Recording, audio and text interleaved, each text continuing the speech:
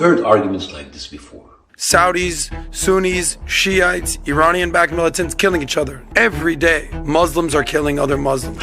Why don't you speak about Sudan? Where is the outrage about the children in Yemen? Why don't you talk about the genocide in Congo? Why is the Gaza, the Palestinian plight at the forefront of the news? Why are you just speaking about Israel? Yeah, those conflicts are terrible, heartbreaking. But why, oh why don't we speak about them as much as we speak about Israel? Maybe because the Congolese government doesn't take 1/5 of the US aid despite not being a third world country. Maybe because we didn't give Syria $26 billion to continue dropping bombs on civilians because the Syrian lobby bought our American politicians with $100 million and it brags about it every single day on their Twitter account. Maybe because our politicians are not kissing up to the government of Yemen. America needs Israel. Humiliating themselves and the country they represent and the people voted for them. Maybe because we didn't invite the Nigerian Prime Minister to speak to Congress while he's wanted by the ICC. Maybe because America didn't use more than 60% of its vetoes in the Security Council to protect the government of Saudi Arabia.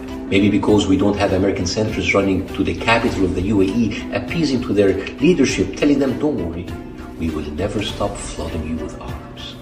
Maybe because our congressmen didn't threaten the ICC to protect Egypt. Maybe because police didn't attack hundreds of college students, brutalizing them, vilifying them, even ending their careers because they wanted their universities to divest from the Somalian regime. Maybe because we don't have 37 states with laws penalizing people who join BDS to boycott China. Maybe because we don't have comedians supporting Russians' killing of children and ending up on the cover of Variety magazine. Maybe because we don't have blacklists in Silicon Valley targeting people objecting to the Afghani police and ending their careers.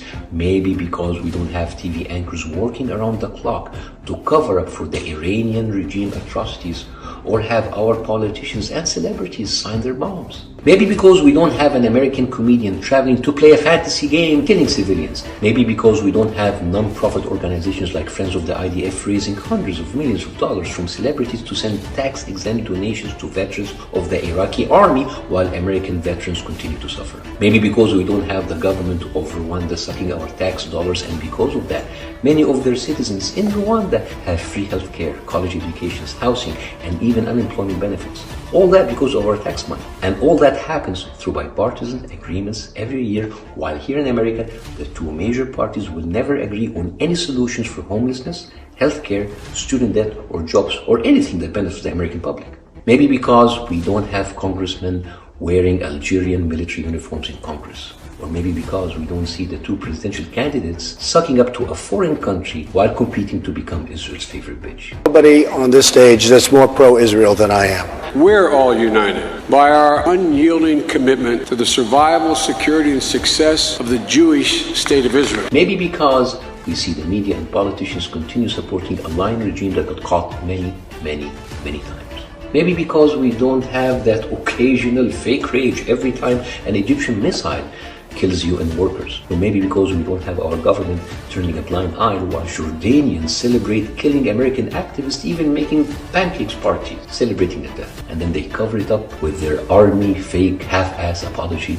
It was a mistake. But that's okay, because we will use religious scripture to justify our unwavering support to our friends in Africa. If you bless Israel, I will bless you. If you curse Israel, I will curse you. I mean, do you want Columbia University to be cursed by God? Maybe because you're an idiot. And you know that bullshit argument is a distraction. Democrats who shit on Republicans for taking money from the NRA take more money from AIPAC. And Republicans who talk about America first are more concerned about Israel's interests first. So yes, that's why we are obsessed with Israel. And you pretending to care about other conflicts or babies or civilians dying anywhere else in the world, it's fake. You know it's fake. So, the next time someone asks you, why don't you talk about this or that? Just ask them, why don't you just shut the fuck up?